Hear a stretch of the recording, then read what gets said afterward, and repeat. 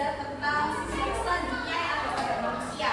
Ini sama-sama pentingnya, yaitu tentang sistem pencernaan. Untuk tujuan pembelajaran hari ini, yang pertama yaitu harapannya kita dapat mengelompokkan organ-organ manusia yang dapat termasuk ke dalam sistem pencernaan. Kemudian yang kedua, kita bisa memahami kerja enzim yang diperlukan dalam sistem pencernaan pada manusia. Kemudian yang ketiga, setelah belajar kita juga akan bisa menganalisis dampak mengkonsumsi makanan yang tidak bergizi seimbang. Yang keempat, dengan hari ini pembelajaran hari ini kita juga akan belajar untuk mengemukakan argumen tanggapan terhadap masalah kesehatan yang terjadi di sekitar kita. Yang terakhir, setelah kita belajar tentang sistem pencernaan, diharapkan kita dapat menciptakan rancangan menu sehat dan pola makan seimbang sehingga nanti bisa berdampak baik untuk kehidupan kita. Oke, coba saya pengen tahu hari ini Nadine tadi sarapan dengan apa? Dengan pecel. Pecel itu di dalamnya ada apa saja berarti? Kacang. Terus ada apa lagi? Gula merah. Oke, komponen makanannya? Tempe. Terus ada apa lagi? Ada telurnya? Pakai apa lauknya? Oh, tahu. Kemudian ada nasinya ya pasti. Ada sayurnya juga? Atau skip sayuran ternyata. Nah, berarti kalau Nadine ini hari ini dia sudah mengkonsumsi karbohidrat berupa nasi. Kemudian dia juga sudah mengkonsumsi protein berupa tempe dan tahu. Ya. Kemudian apakah ada lemaknya di sana? Ada. Lemaknya ada di mana? Ada di bumbunya. Bumbu pecel itu juga mengandung lemak. Kacang itu juga mengandung lemak. Kemudian pada saat membuat pecel itu pasti akan ada minyaknya. Kemudian tempe ketika digoreng juga ada minyaknya. Itu juga ada lemaknya. Selanjutnya, kalau Kamil tadi sarapan dengan apa? Saya pengen tahu. Sarapan dengan pecel juga. Oh, dengan pecel juga. Lauknya sama tahu juga? Tidak. Oh, tidak. Sama apa? Sama ayam. Oh, ayam. Berarti dia menggunakan protein hewani, yaitu ayam. Ini sudah lumayan bergizi ya, cuma kurang sayurnya saja. Nah, di sini di pembelajaran sistem pencernaan kali ini akan berbeda dengan sebelumnya.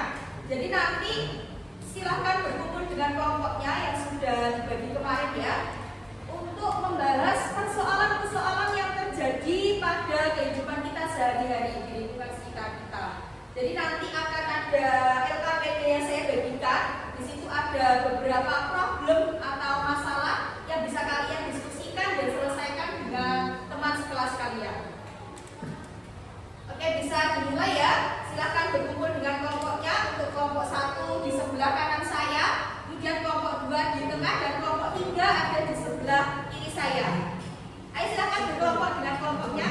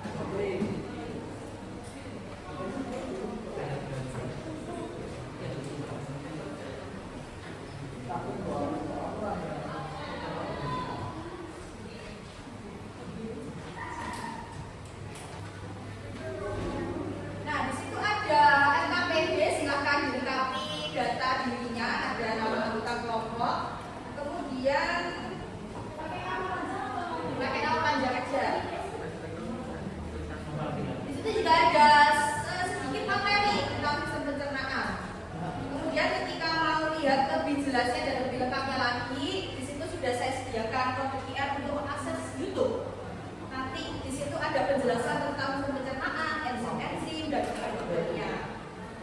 Nah, ada beberapa pertanyaan singkat itu juga bisa didiskusikan dengan teman. Lalu ada, dan di situ ada orientasi masalah. Masalah yang pertama itu adalah penggunaan wadah plastik. Kira-kira itu berbahaya atau tidak penggunaan wadah plastik untuk makanan? Berbahayanya kenapa?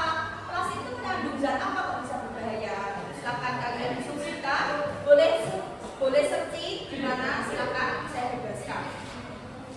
Kemudian yang kegiatan ketiga ada penyelidikan kelompok.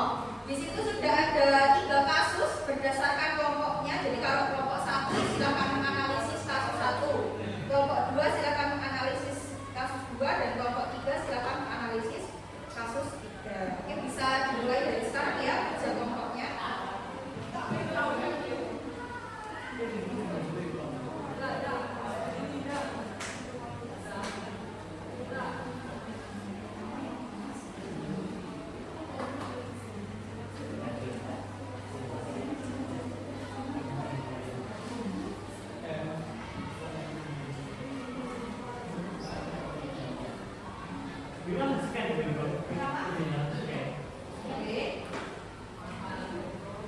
Bisa, saya bisa.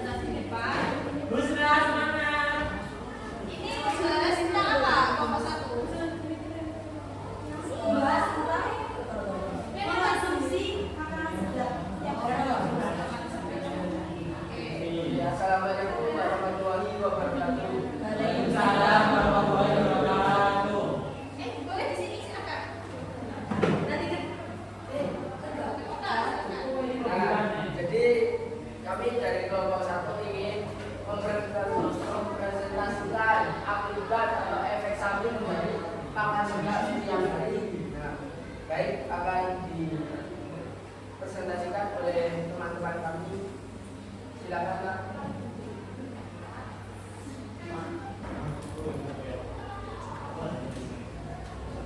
Baik, sekarang kita akan menganalisis bahaya mengonsumsi makan seblak setiap hari.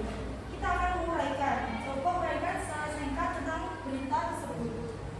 1. Beritanya yaitu banyak anak muda zaman sekarang menyukai makan seblak dan hingga jarang sekali anak muda yang mengonsumsinya. Seperti diketahui, seblak menjadi makanan menu favorit yang banyak dikonsumsi oleh masyarakat sekitar. Yang kedua, mengapa makanan tersebut berbahaya bagi kesehatan? Nah, makanan seblak berbahaya bagi kesehatan karena potensi penyakitnya seperti diabetes, hipertensi, kolesterol tinggi, dan obesitas. Sehingga penyakit tersebut terlalu sering makan seblak setiap hari. Yang ketiga yaitu apa akibat paling fatal jika dilakukan setiap hari. Mengonsumsi makanan seblak setiap hari itu akan mengakibatkan fatal, yaitu kematian. Yang keempat, dibuat pola menu seimbang yang baik untuk dikonsumsi setiap hari. Menu makanan seimbang itu diantaranya 4 zat 5 sempurna dan pola makan yang mencakup berbagai nutrisi yang dibutuhkan tubuh, 50% buah dan sayuran, dan 50% terdiri dari karbohidrat dan protein. Cukup itu yang kelompok 1 presentasikan, kurang lebihnya mohon maaf. Ada yang ditanyakan dari teman-teman yang sudah mendengarkan? Ini kira-kira tadi kelompok 1 bahas tentang apa? Bahaya seblak. Ya, kenapa kok seblak itu tidak boleh dikonsumsi setiap hari? Karena seblak itu termasuk apa yang namanya seimbang.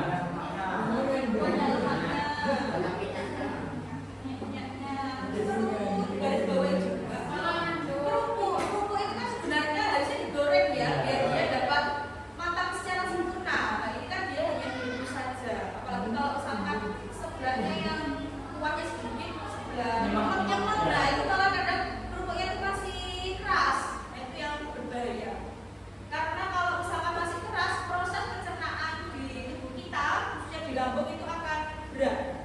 Kalau berat nanti kasihan lambungnya bisa jadi luka.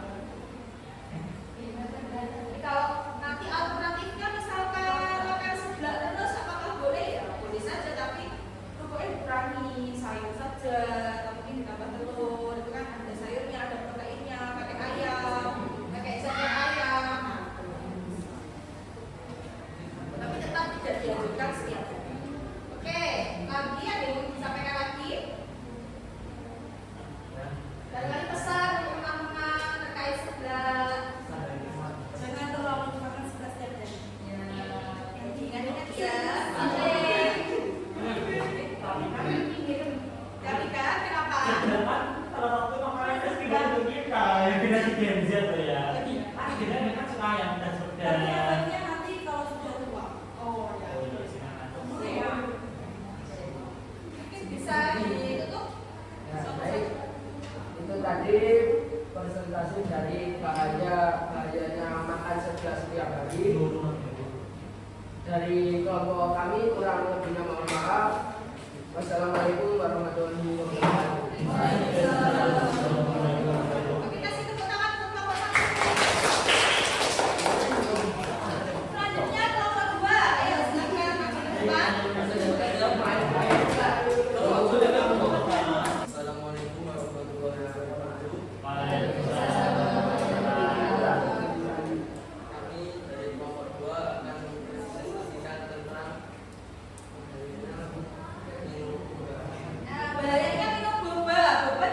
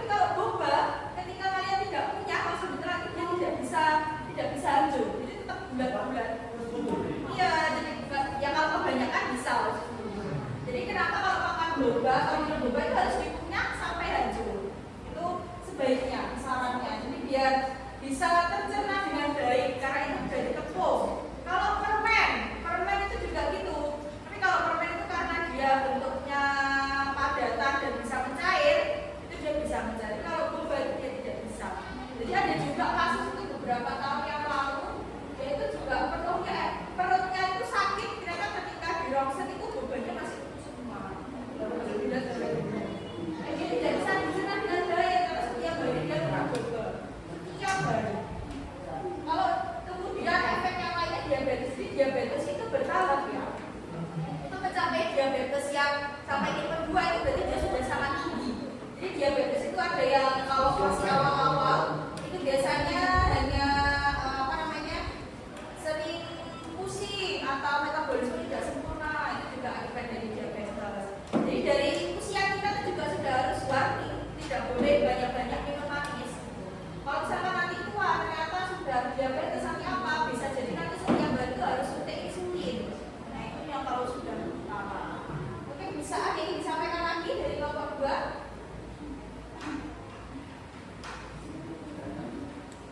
Sudah? Sudah. Oke, dari kami. Silakan ditutup. Ya, sekian. Terima kasih dari kelompok kami. Assalamualaikum warahmatullahi wabarakatuh. Waalaikumsalam warahmatullahi wabarakatuh.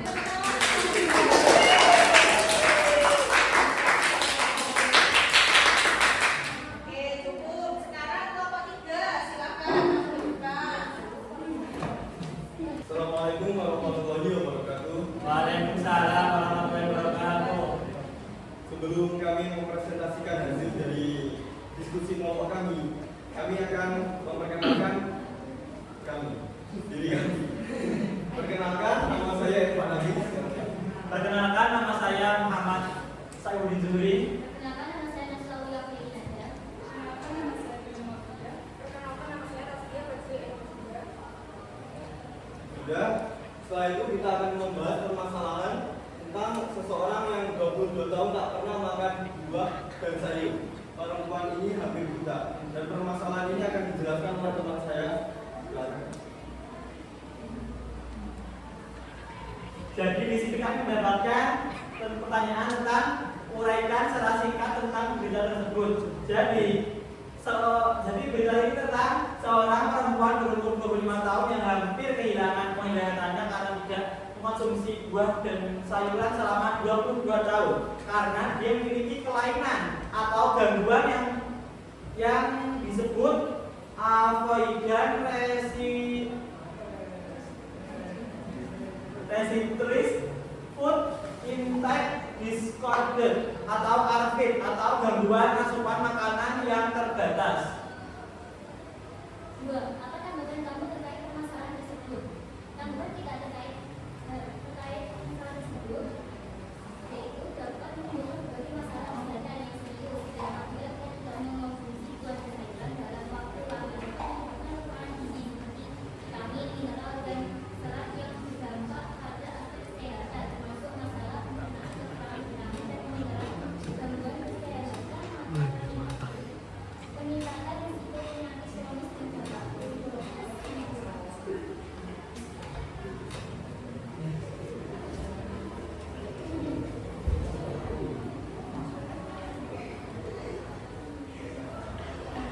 Nomor 3, rumuskan solusi agar kejadian tersebut tidak terjadi pada diri Anda dan teman-teman yang lain.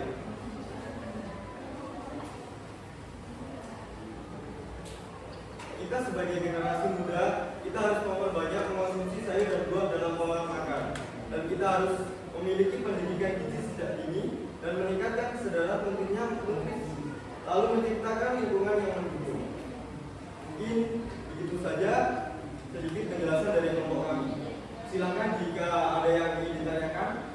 Oke, yang ingin ditanyakan dari kelompok 3 membahas, sudah sangat jelas. Oke, jadi di kelompok 3 ini membahas tentang perempuan yang hampir buta karena tidak pernah makan buah dan sayur. Jadi fatal sekali ini berarti 22 tahun tidak makan buah dan sayur. Tapi tadi sudah ada penjelasannya ya. Alasan kenapa dia tidak makan buah dan sayur. Jadi mungkin dia itu mempunyai semacam ya gangguan mental. Mungkin kalau fobia mungkin ya. Jadi kalau melihat ada beberapa kalian seperti itu. Nah, sepertinya kalau saya lihat dari teman-teman sekalian ini belum ada ya yang seperti itu. Jadi pasti akan doyan semuanya. Jadi sebaiknya kita harus mengkonsumsi makanan buah dan sayur agar tidak terjadi hal-hal yang tidak diinginkan. Oke, mungkin siapa orang itu tuh nggak suka makan sayur dan makan buah. Itu penggantinya apa? Penggantinya sebenarnya ada. Sekarang itu banyak dibuat lebih ke minuman berserat tinggi kan ada. Minuman berserat tinggi seperti yang dijual di minimarket.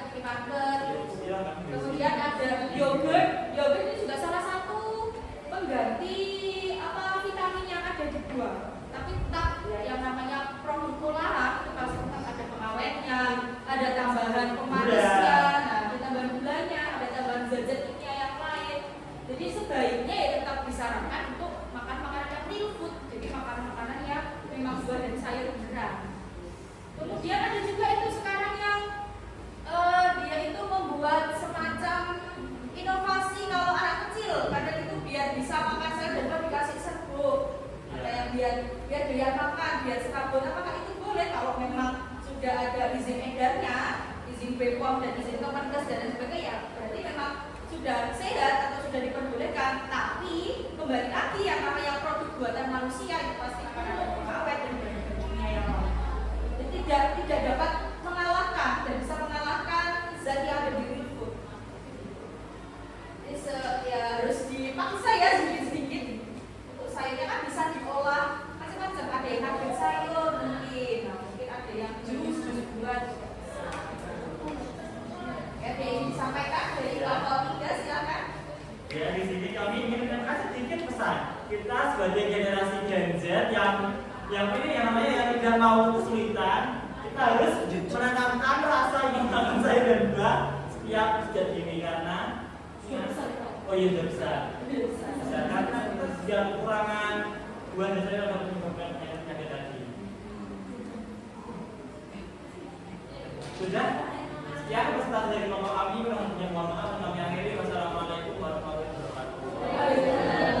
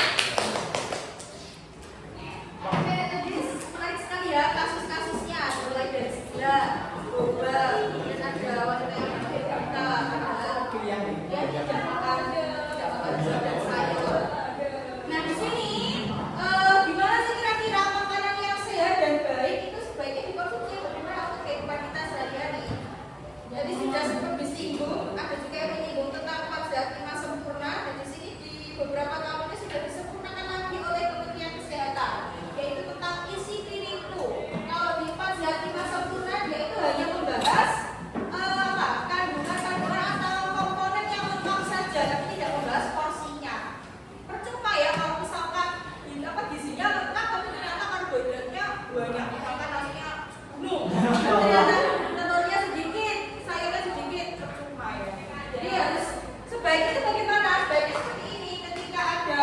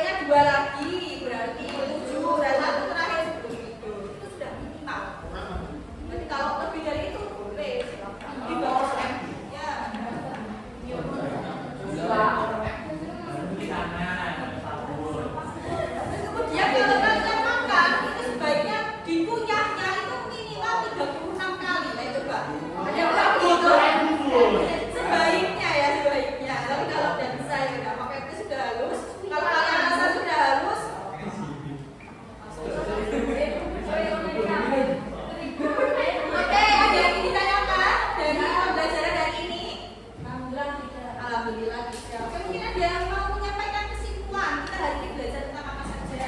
Bisa apa? Ya, jadi hari ini Angkat tangan, ayo. Ayo silakan. Ayo silakan. Oke. ya, jadi intinya benar hari ini kita harus mengonsumsi makanan yang seimbang yang memiliki protein, karbohidrat dan vitamin. Jangan lupa lagi ada harus ada Lemak. lemaknya ya, lemak yang baik ya. Karena kalau kita bisa yang enggak ada penyakit atau apa-apa. Kurang vitamin, Iya, lemas. Terus kalau misalkan saya mau diet, apakah bisa? Ya boleh-boleh saja, tapi harus tetap menggunakan seperti ini. Mungkin nanti kalau misalkan diet ya, kalau lauk-lauknya ini awalnya digoreng, bisa dialihkan ke direbus. Air fryer. Ya direbus saja. Kalau air fryer, ya boleh saja kan mahal ya. Kalau air fryer itu tidak semua orang bisa ada air fryer, jadi bisa dipanggang tanpa minyak itu juga bisa. Kemudian sayurnya biasa kalau ditumis kan ada minyaknya banyak. Nah kan tumis kampung, minyaknya dibuat, itu bisa dikurangi sedikit-sedikit.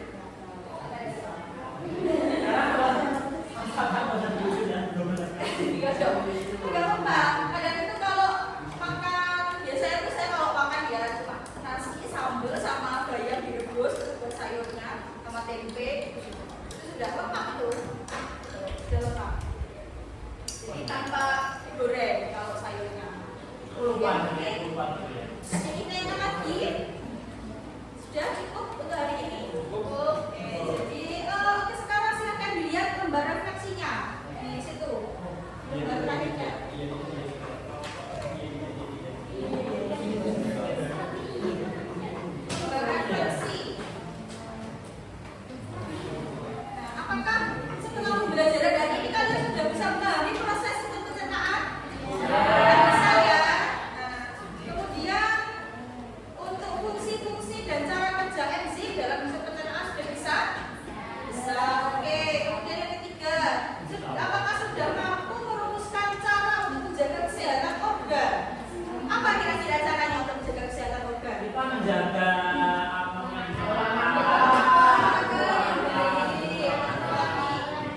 Olahraga. Tadi yang minimal tadi. air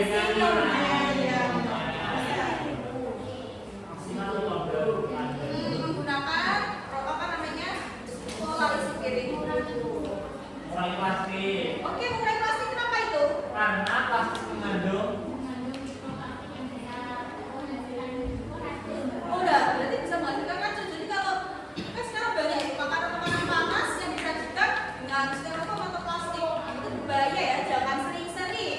Jangan sering-sering karena di dalam styrofoam dan plastik itu bisa ada ini tadi mengandung mikroplastik yang kalau dia